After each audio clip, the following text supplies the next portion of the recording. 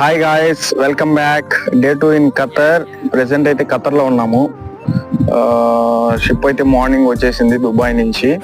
So port చూడండి ఎలా ఉందో, చాలా డిఫరెంట్ గా ఉంది థీము. దుబాయ్ పోర్ట్ కంటే కూడా ఇంకా చాలా డిఫరెంట్ గా ఉంది. ఇక్కడ ఏంటంటే లోపల పోర్ట్ లోపల ఆక్వేరియం ఉంది, ఫిష్ ఆక్వేరియం. చాలా బాగా మెయింటైన్ చేస్తున్నారు, చాలా బాగుంది. ఒకసారి నేను లోపల కూడా చూపిస్తాను ఎలా ఉంది ఏందనేసి. ఒకసారి చూడండి.